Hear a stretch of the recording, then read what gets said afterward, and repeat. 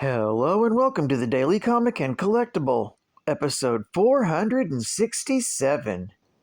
Now today, the collectible of the day is the Dragon Models, Marvel Comics, MCU, Iron Man 3, Mark 39 Star Boost Armor, Action Hero Vignette.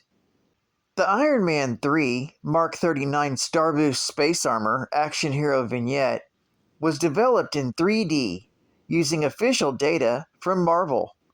This pre-painted Mark 39 Star Boost, previews exclusive, is exceptionally detailed and accurate, and comes in a dynamic pose on its diorama base.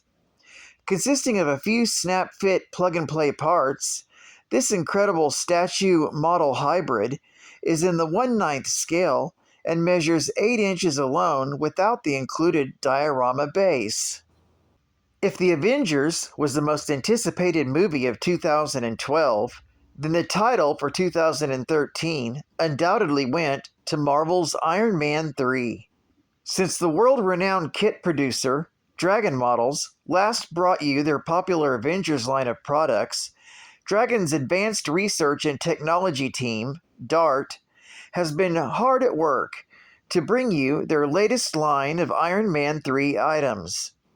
Developed in 3D using official data from Marvel, the Mark 39 Star Boost armor is highly detailed and accurate, and is capable in taking dynamic poses on its diorama base. A hybrid between a display figure and a kit, Dragon brings you the best of both worlds. Dragon's many years of experience in 3D technology and manufacturing techniques allows them to produce the fine details and sharp lines to maximize the intricacies of the various Iron Man armors. Pre-painted and within their own diorama environment, each vignette comes in their own unique pose that is often difficult to achieve and hold with traditional action figures. Plug and display in just a few easy steps. Dragon's Action Hero Vignette is a must-have for all Marvel collectors. Released in 2014 by Dragon Models. Now, the comic of the day is Iron Man, Volume 1, issue number 142, with a cover date of January 1981, with story by David Michelini and Bob Layton, art by John Romita Jr., and cover by Bob Layton. This issue is titled Sky-Dye. We open with Tony Stark returning to Stark International to find all of his employees and the facility in an uproar. It seems that S.H.I.E.L.D. has commandeered the site's analytical lab. Upset, Tony confronts Agent Nick Fury and learns about all the sudden deaths in Allentown, Iowa. Everyone and everything living within a 20-mile radius just disappeared or disintegrated. During their talk, a S.H.I.E.L.D. scientist discovers that there are dissipating microwaves, and it seems to have come from above, possibly even from space. So Tony allows S.H.I.E.L.D. to continue their work with his approval and heads back to his office. There, Senator Montbank, on behalf of Jonas Hale, tries to blackmail or bribe Tony away from getting involved or from allowing S.H.I.E.L.D. to access his scientific labs. But of course, Tony kicks him out. At that same time, Tony's girlfriend, Bethany Cabe, receives a letter addressed to Bethany von Tilburg. That shakes her up, because that's her former name before she left her addict husband and he died in a car crash. Meanwhile, Jonas Hale contacts his sleeper agent, Stark Communications Division head Mike Trudeau, and tells him he must sabotage S.H.I.E.L.D.'s investigation taking place in Stark's lab. So Trudeau knocks out Scott Lang with a wrench who was getting the Jupiter landing vehicle ready for the following day's test. He then hijacks the JLV to destroy the lab full of shield agents. But as soon as he breaks through the wall, he's luckily stopped by Iron Man. Iron Man then decides to take things into his own hands and picks out one of his experimental suits meant for long-term spaceflight and takes the investigation into space, donning the 14C space armor, and launches himself towards the source of the microwaves that struck the people of Allentown. Shockingly, when he gets to space, he finds an immense space station called Starwell, a project of Roxxon Oil. To be continued in Iron Man, issue number 143. Geek Fact. This is considered a key issue, being the first appearance of Tony Stark's space armor Mark I, also called 14C in this issue. It's also the first appearance of Starwell 1 space station, owned by the Roxxon Corporation. Bonus Geek Fact. A version of the space armor Mark I appeared in Iron Man 3 as part of the House Party Protocol for the big screen. It was heavily redesigned from its comic incarnation and was nicknamed the Starboost Armor. It's why I matched it with this comic. Even though redesigned, it's still meant to be the same suit. Another bonus geek fact. The Starwell 1 was a 5-mile-long space station covered with reflective panels and storage units for solar radiation. It was the brainchild of Roxxon Oil Corporation employee Arthur Dearborn, who designed it to obtain cheap, clean solar energy and then send it to Earth so it could be sold as electricity, as an answer to the peak oil crisis.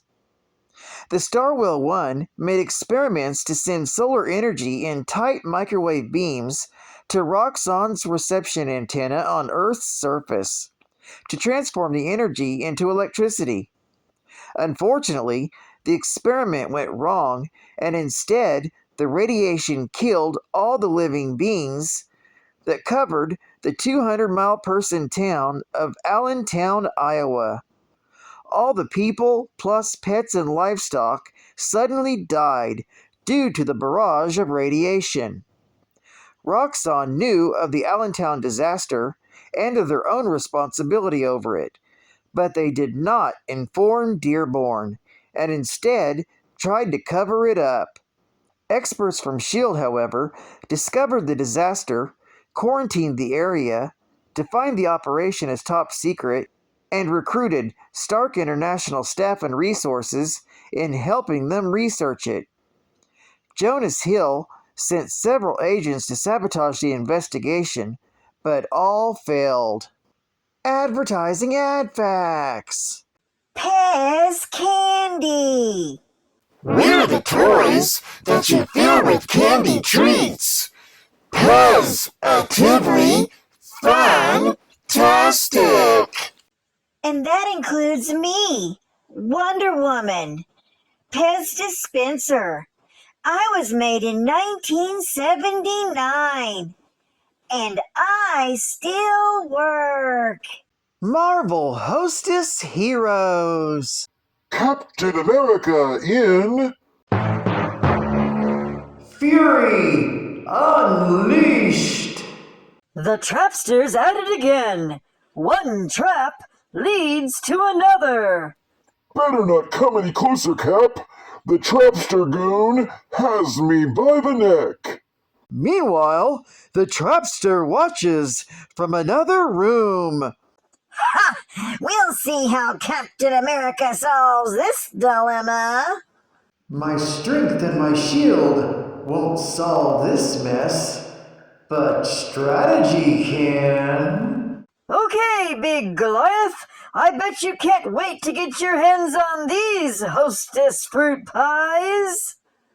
What is Fury compared to this great taste? Real fruit filling light tender crust. Hostess fruit pies! Curses! Captain America is as smart as he is strong! Hostess fruit pies! That was using your brains, Cap! You get a big delight in every bite of Hostess fruit pies. And final geek fact. The fusion-powered space armor was designed for extended use in outer space. Its capabilities include life support and other systems that were designed primarily for space. The armor is heavy and awkward in normal gravity conditions, but its control systems are highly sensitive. An auto camera and extendable exo units are used for exploration.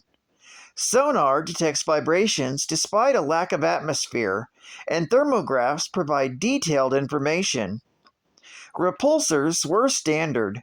In addition to the standard array, the unibeam could use a deflector beam to push objects. This armor also had concussion beams mounted in its epaulets. This armor was codenamed Number 14C by Tony Stark, otherwise known as Iron Man. Well, I'd like to thank you for joining me for another Daily Comic and Collectible, and I hope to see you again tomorrow. This is Cat Fan Comics Man, and I'll catch you on the flip. Over and out.